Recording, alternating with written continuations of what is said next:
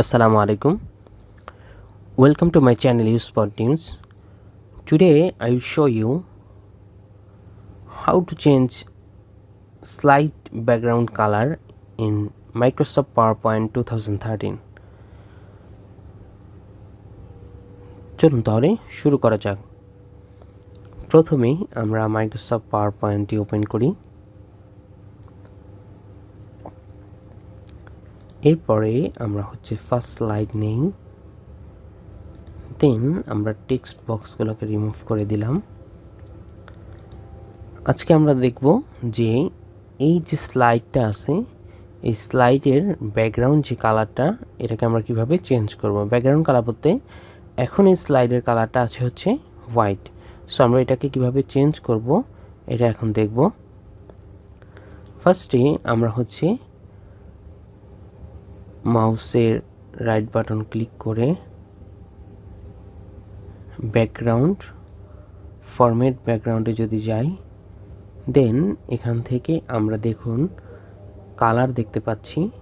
So এখান থেকে আমরা কালার সিলেক্ট করে দিলে এই ব্যাকগ্রাউন্ড কালারটা কিন্তু সেই কালারটাই নিয়ে নেবে। এবং আমি যখনই নিউ কোনো স্লাইড অ্যাড করব, দেখুন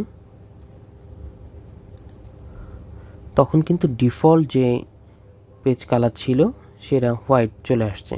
সেম আমরা যদি 3 নম্বর স্লাইড নেই, একই অবস্থা, এই যে এগুলো কিন্তু সব ডিফল্ট কালার চলে আসছে। এখন আমরা চাইলে কিন্তু এইগুলোকেও ইন্ডিভিজুয়ালি এখান থেকে ডিফারেন্ট কালার সিলেক্ট করতে পারি। এই যে দেখুন আমি ডিফারেন্ট কালার সিলেক্ট করে দিলাম এক একটা স্লাইডের।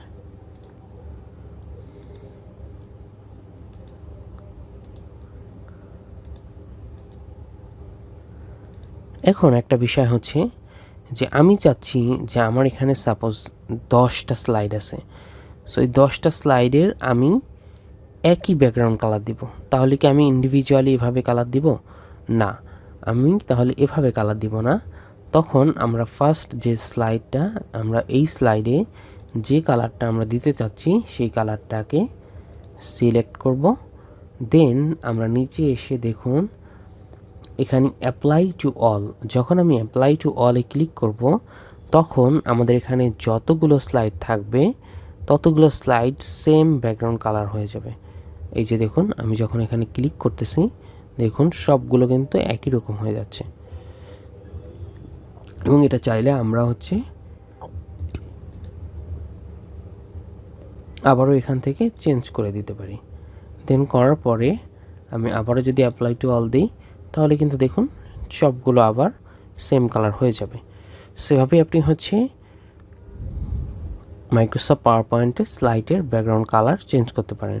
So thanks for watching and don't forget to subscribe my channel.